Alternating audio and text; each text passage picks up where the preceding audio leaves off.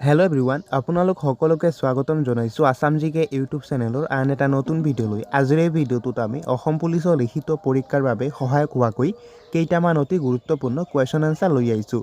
গতিকে ভিডিঅ'টো স্কিপ নকৰি সম্পূৰ্ণলৈকে চাব। তেন্তে বলকচোন আজিৰ এই ভিডিঅ'টো আৰম্ভ কৰোঁ। আজিৰ আমাৰ ফাৰ্ষ্ট কুৱেশ্যনটো সুধিছে, খিলাফত আন্দোলন কোন চনত আৰম্ভ হৈছিল? খিলাফত আন্দোলন কোন চনত আৰম্ভ হৈছিল সুধিছে। এই প্ৰশ্নৰ ৰাইট এনচাৰ হৈছে অপশ্যন ডি 1919 চনত। খিলাফত আন্দোলন 1919 চনত আৰম্ভ হৈছিল। নেক্সট কুৱেশ্যন, গংগা নদীৰ সৰ্ববৃহৎ উপনদীখনৰ নাম কি? গংগা নদীৰ সৰ্ববৃহৎ উপনদীখনৰ নাম কি সুধিছে। ইয়াৰ ৰাইট এনচাৰটো হৈছে অপশ্যন বি যমুনা নদী। গংগা নদীৰ সৰ্ববৃহৎ উপনদীখনৰ নাম হৈছে যমুনা নদী। নেক্সট কুৱেশ্যন, ইউনেস্কোৰ মুখ্য কাৰ্যালয় ক'ত অৱস্থিত? ইউনেস্কোৰ মুখ্য কাৰ্যালয় ক'ত অৱস্থিত সুধিছে। এই প্ৰশ্নৰ ৰাইট এনচাৰটো হৈছে অপশ্যন বি পেৰিছ। ইউনেস্কোৰ মুখ্য কাৰ্যালয় পেৰিছত অৱস্থিত। নেক্সট কুৱেশ্যনটো সুধিছে, পৃথিৱীৰ খোলাত বিশুদ্ধ ৰূপত পোৱা ধাতুটো কি? পৃথিৱীৰ খোলাত বিশুদ্ধ ৰূপত পোৱা ধাতুটো কি সুধিছে। ইয়াৰ ৰাইট এনচাৰটো হৈছে অপশ্যন ডি প্লেটিনাম। পৃথিৱীৰ খোলাত বিশুদ্ধ ৰূপত পোৱা ধাতুটোৰ নাম হৈছে প্লেটিনাম। নেক্সট কুৱেশ্যনটো সুধিছে, শ্ৰী শ্ৰী বটদ্ৰৱা থান অসমৰ কোনখন জিলাত অৱস্থিত? শ্ৰী শ্ৰী বটদ্ৰৱা থান অসমৰ কোনখন জিলাত অৱস্থিত সুধিছে। ইয়াৰ ৰাইট এনচাৰটো হৈছে অপশ্যন চি নগাঁও জিলাত। শ্ৰী শ্ৰী বটদ্ৰৱা থান অসমৰ নগাঁও জিলাত অৱস্থিত। নেক্সট কুৱেশ্যন, বিশ্বকাপ ক্ৰিকেটত প্ৰথম বল কৰা খেলুৱৈগৰাকীৰ নাম কি আছিল? এই প্ৰশ্নৰ ৰাইট এনচাৰটো হৈছে অপশ্যন বি মদন লাল। বিশ্বকাপ ক্ৰিকেটত প্ৰথম বল কৰা খেলুৱৈগৰাকীৰ নাম আছিল মদন লাল। নেক্সট কুৱেশ্যনটো সুধিছে, শ্ৰীমতী দ্ৰৌপদী মুৰ্মু ভাৰতৰ কিমান সংখ্যক ৰাষ্ট্ৰপতি? শ্ৰীমতী দ্ৰৌপদী মুৰ্মু ভাৰতৰ কিমান সংখ্যক ৰাষ্ট্ৰপতি সুধিছে। এই প্ৰশ্নৰ ৰাইট এনচাৰ হৈছে অপশ্যন ডি 15 সংখ্যক। শ্ৰীমতী দ্ৰৌপদী মুৰ্মু ভাৰতৰ 15 সংখ্যক ৰাষ্ট্ৰপতি। নেক্সট কুৱেশ্যন, কোন চনত মহাপুৰুষ মাধৱদেৱৰ বৈকুণ্ঠ প্ৰয়াণ ঘটিছিল? কোন চনত মহাপুৰুষ মাধৱদেৱৰ মৃত্যু হৈছিল সুধিছে। এই প্ৰশ্নৰ ৰাইট এনচাৰ হৈছে অপশ্যন ডি 1596 খ্ৰীষ্টাব্দত। নেক্সট কুৱেশ্যনটো সুধিছে, জুবিন গাৰ্গৰ প্ৰথম এলবামটোৰ নাম কি আছিল? জুবিন গাৰ্গৰ প্ৰথম এলবামটোৰ নাম কি আছিল সুধিছে। এই প্ৰশ্নৰ ৰাইট এনচাৰ হৈছে অপশ্যন এ অনামিকা। জুবিন গাৰ্গৰ প্ৰথম এলবামটোৰ নাম আছিল অনামিকা। নেক্সট কুৱেশ্যনটো সুধিছে, বিহু সম্ৰাট বুলি কাক কোৱা হয়? বিহু সম্ৰাট বুলি কাক কোৱা হয় সুধিছে। এই প্ৰশ্নৰ ৰাইট এনচাৰ হৈছে অপশ্যন বি খগেন মহন্ত। বিহু সম্ৰাট বুলি খগেন মহন্তক কোৱা হয়। নেক্সট কুৱেশ্যন, এছিয়া মহাদেশৰ ভিতৰত সৰ্ববৃহৎ শুকান মাছৰ বজাৰখন ক'ত অৱস্থিত? এই প্ৰশ্নৰ ৰাইট এনচাৰটো হৈছে অপশ্যন চি জাগিৰোড। এছিয়া মহাদেশৰ ভিতৰত সৰ্ববৃহৎ শুকান মাছৰ বজাৰখন জাগিৰোডত অৱস্থিত। এতিয়া আহিছোঁ নেক্সট কুৱেশ্যনটোলৈ। নেক্সট কুৱেশ্যনটো সুধিছে, ভাৰতৰ ৰাষ্ট্ৰীয় সংগীতটো কিমান সময়ত গাই শেষ কৰিব লাগে? এই প্ৰশ্নৰ ৰাইট এনচাৰটো হৈছে অপশ্যন এ 52 ছেকেণ্ড। ভাৰতৰ ৰাষ্ট্ৰীয় সংগীতটো 52 ছেকেণ্ডত গাই শেষ কৰিব লাগে। নেক্সট কুৱেশ্যনটো সুধিছে, ভাৰতৰ ৰাষ্ট্ৰীয় গীতটো কিমান সময়ত গাই শেষ কৰিব লাগে? এই প্ৰশ্নৰ ৰাইট এনচাৰটো হৈছে অপশ্যন ডি 65 ছেকেণ্ডত। নেক্সট কুৱেশ্যনটো সুধিছে, অসমৰ কিমানখন জিলাই ভূটানৰ সৈতে সীমা ভাগ বতৰা কৰিছে? অসমৰ কিমানখন জিলাই ভূটানৰ সৈতে সীমা ভাগ বতৰা কৰিছে সুধিছে। ইয়াৰ ৰাইট এনচাৰ হৈছে অপশ্যন চি 4খন। অসমৰ 4খন জিলাই ভূটানৰ সৈতে সীমা ভাগ বতৰা কৰিছে আৰু সেই 4খন জিলা হৈছে বাক্সা, চিৰাং, কোকৰাঝাৰ আৰু ওদালগুৰি। নেক্সট কুৱেশ্যন, মহাত্মা গান্ধীয়ে ভাৰতৰ কোন ঠাইত প্ৰথমে সত্যাগ্ৰহ আৰম্ভ কৰিছিল? এই প্ৰশ্নৰ ৰাইট এনচাৰটো হৈছে অপশ্যন চি চম্পাৰণ। মহাত্মা গান্ধীয়ে ভাৰতৰ চম্পাৰণ ঠাইত প্ৰথমে সত্যাগ্ৰহ আৰম্ভ কৰিছিল। নেক্সট কুৱেশ্যনটো সুধিছে 2024 বৰ্ষৰ শ্ৰীমন্ত শংকৰদেৱ সংঘৰ 93তম অধিৱেশন ক'ত অনুষ্ঠিত হৈছিল? এই প্ৰশ্নৰ ৰাইট এনচাৰটো হৈছে অপশ্যন ডি ৰঙিয়া। 2024 বৰ্ষৰ শ্ৰীমন্ত শংকৰদেৱ সংঘৰ 93তম অধিৱেশন ৰঙিয়াত অনুষ্ঠিত হৈছিল।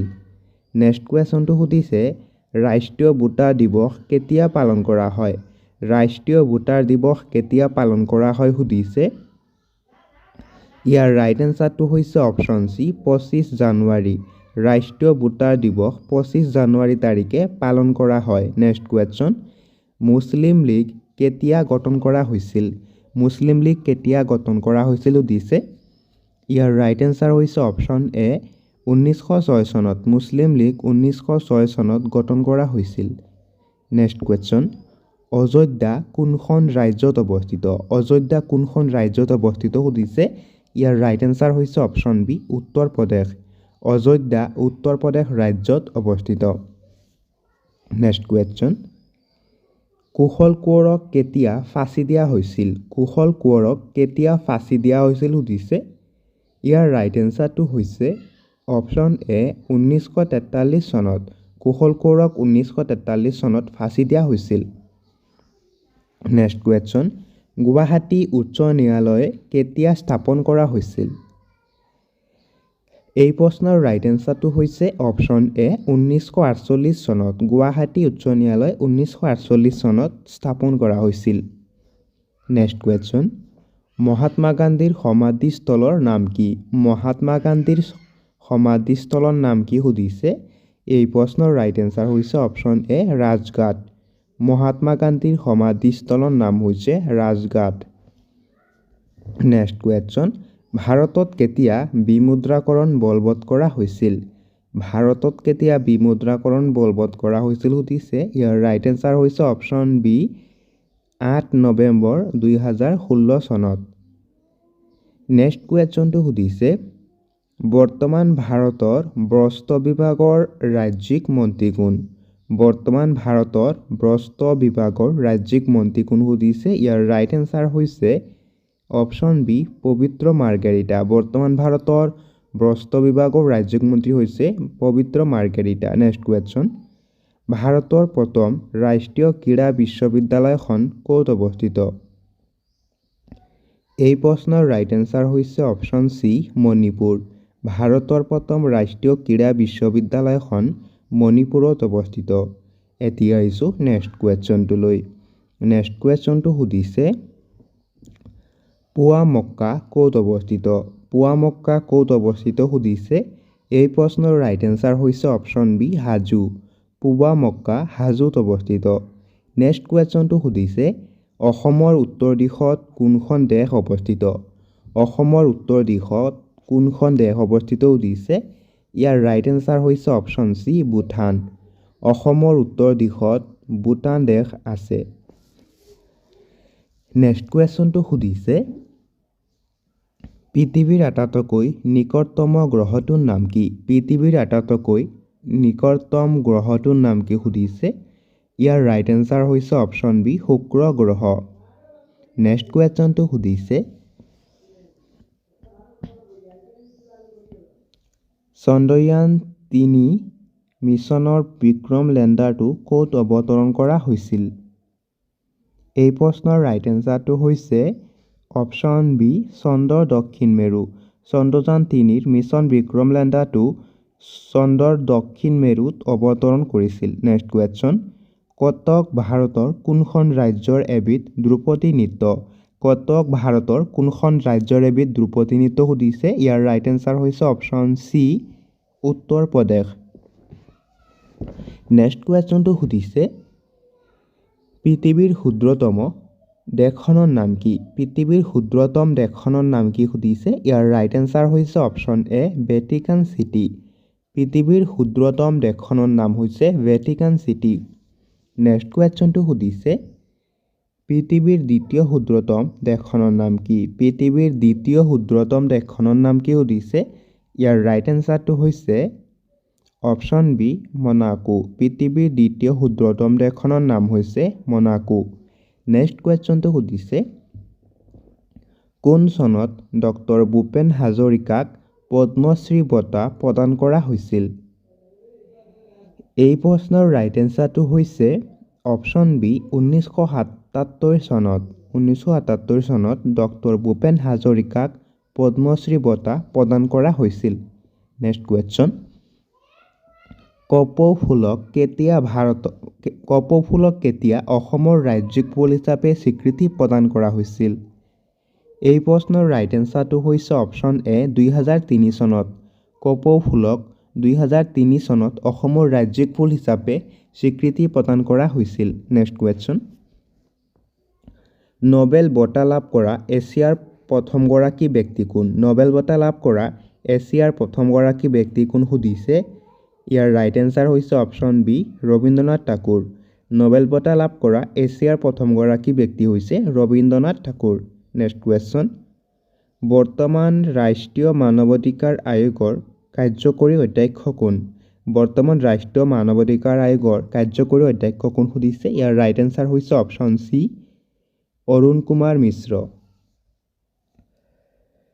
এতিয়া আহিছোঁ নেক্সট কুৱেশ্যনটোলৈ। নেক্সট কুৱেশ্যনটো সুধিছে অসমীয়া ভাষাৰ প্ৰথম কবিতা পুথিখনৰ নাম কি? অসমীয়া ভাষাৰ প্ৰথম কবিতা পুথিখনৰ নাম কি সুধিছে। ইয়াৰ ৰাইট এনচাৰ হৈছে অপশ্যন বি প্ৰহ্লাদ চৰিত। অসমীয়া ভাষাৰ প্ৰথম কবিতা পুথিখনৰ নাম হৈছে প্ৰহ্লাদ চৰিত। নেক্সট কুৱেশ্যন ভাৰতীয় সংবিধানৰ কোনটো অনুচ্ছেদৰ অসমৰ সন্দৰ্ভত বিশেষ ব্যৱস্থা আছে? এই প্ৰশ্নৰ ৰাইট এনচাৰটো হৈছে অপশ্যন বি 371 বি। নেক্সট কুৱেশ্যনটো সুধিছে নেক্সট কুৱেশ্যন ভাৰতীয় নিৰ্বাচন আয়োগৰ মুঠ নিৰ্বাচন আয়ুক্তৰ সংখ্যা কিমান? ভাৰতীয় নিৰ্বাচন আয়োগৰ মুঠ নিৰ্বাচন আয়ুক্তৰ সংখ্যা কিমান সুধিছে। ইয়াৰ ৰাইট এনচাৰ হৈছে অপশ্যন এ 3 জন। নেক্সট কুৱেশ্যনটো সুধিছে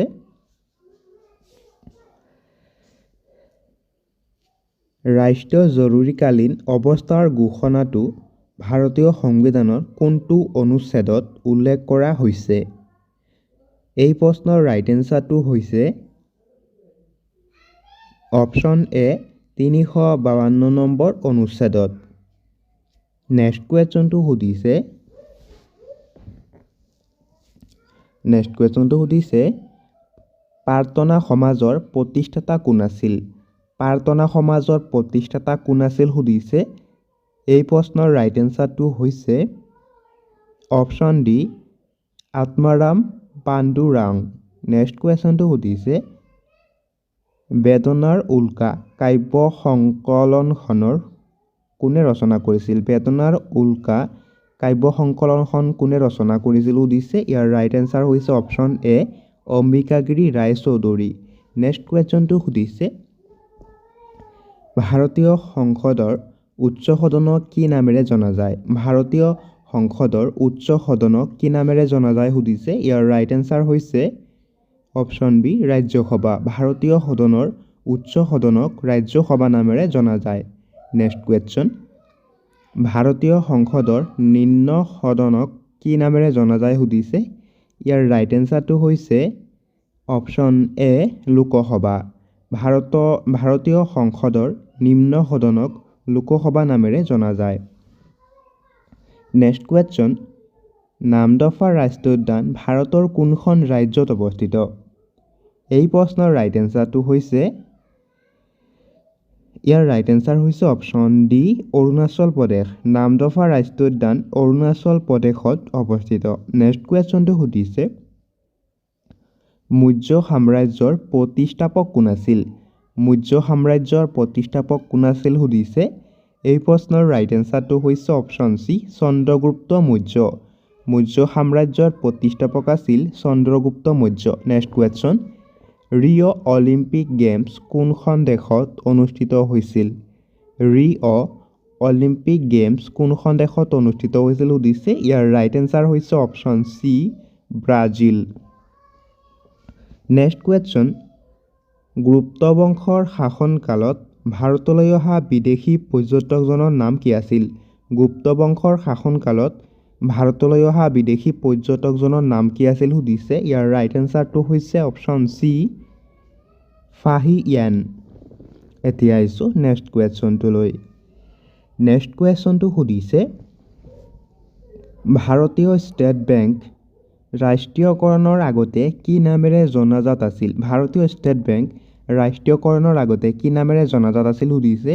ইয়াৰ ৰাইট এনচাৰ হৈছে option A imperial bank of India. এতিয়া আহিছোঁ নেক্সট কুৱেশ্যনটোলৈ। নেক্সট কুৱেশ্যনটো সুধিছে লোকসভালৈ অসমৰ কিমানজন সদস্য নিৰ্বাচিত হয়? লোকসভালৈ অসমৰ কিমানজন সদস্য নিৰ্বাচিত হয় সুধিছে। এই প্ৰশ্নৰ ৰাইট এনচাৰটো আপোনালোকে কমেণ্ট বক্সত জনাব।